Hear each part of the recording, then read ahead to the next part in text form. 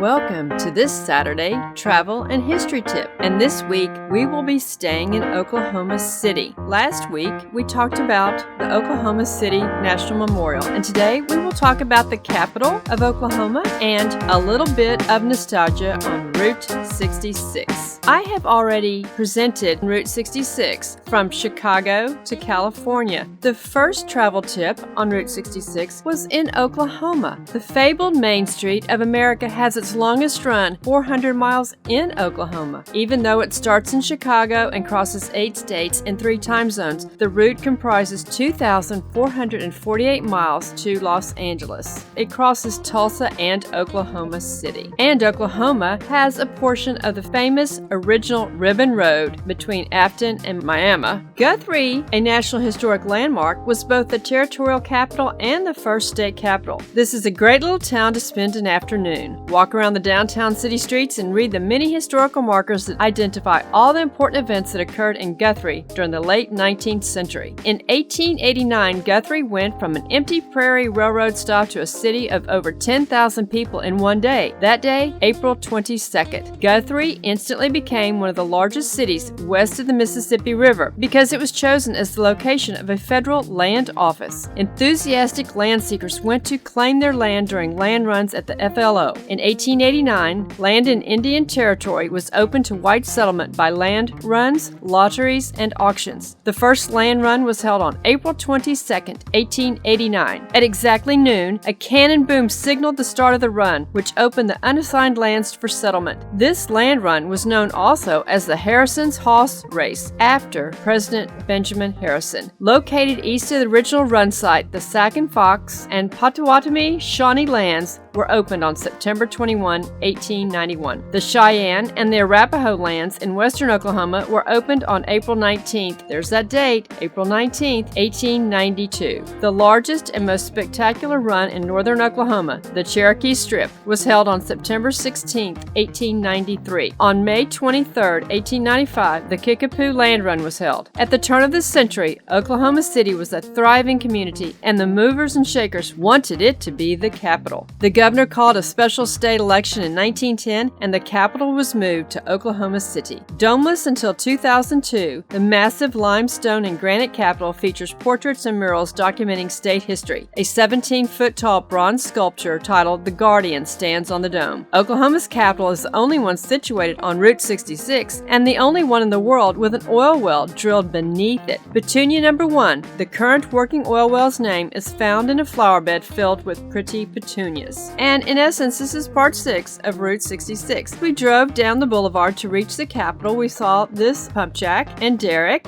This is not Petunia 1. This is just out in front in the boulevard of the Capitol. From the Oklahoman, our Petunia capital is only one with an oil well. Sunday, February 21, 1982. The capital of Oklahoma is the only capital in the world with an oil well under it. Its legal description is Capital Site No. 1, but its nickname was Petunia No. 1 because they started drilling it in the middle of a flower bed, November 10, 1941, and 171 days later, in 1942, it was completed. The depth of the well is 6,618 feet. The bottom of the oil well is approximately 1.25 miles under the Capitol. The well was drilled 3 degrees off center. It is 431 feet from the center of the building to the top of the hole. Sadly, there aren't petunias planted around this section of the oil well any longer. Oklahoma City Oil and Gas Field, Discovery Well, brought in December 4th, 1928, approximately 6 miles southeast of this marker. From such beginnings, sprawling Oklahoma City oil and gas field became one of the world's major oil-producing areas, ranking 8th in the nation during the first 40 years of existence. In this time, field yielded 733,543,000 barrels of oil. Mary Sidgett No. 1, well blew wild more than 11 days, thereby distinguishing itself as most publicized oil well in the world. To reach oil reserves underlying Oklahoma State Capitol building, one well was slant drilled from across street to oil sands beneath Capitol. Discovery Well and Wild Mary Siddick were both drilled by Indian Territory Illuminating Oil Company. And here are some shots of the Capitol grounds and the beautiful Oklahoma flag waving in the wind, and this statue called As Long as the Waters Flow by Allen Hauser, Chiricahua Apache. Born near Apache, Oklahoma, June 30th, 1914, here's the Great Seal of the State of Oklahoma, 1907. This state seal was displayed at the entrance of the Oklahoma exhibit at the New York World's Fair, 1964-1965. And here is a park bench that is representing the location of the State of Oklahoma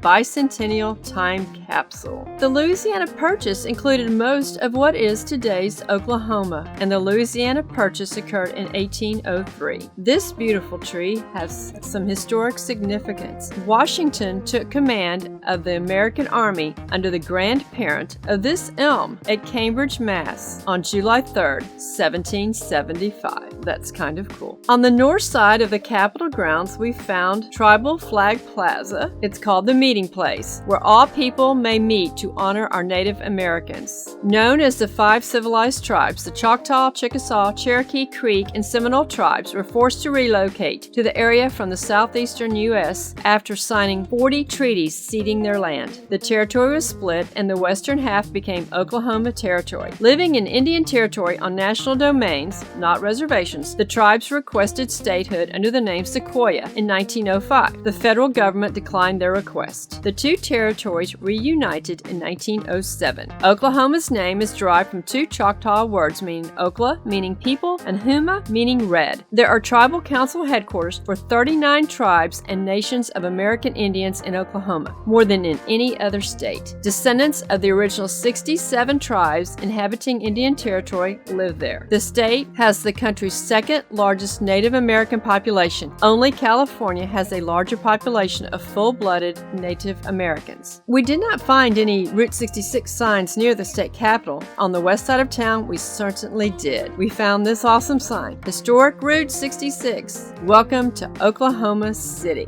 And we found only a few signs, like this Jack's Barbecue, still smoking on Route 66 since 1963. The F.A. Hiley Company Countertops Showroom since 1946. Ascenitic Pest and Lawn Services since 1947, and Ann's Chicken Fry House. This is where we chose to have lunch. The Chicken Fry Specialist. This was an interesting place to eat. Found this little pony hanging on the wall. Hope you've all been able to ride or own a 1965 Mustang. The walls are covered with graffiti from those who have visited this quaint restaurant. Amazing music was playing in the background. It was the top 40 from the 1950s.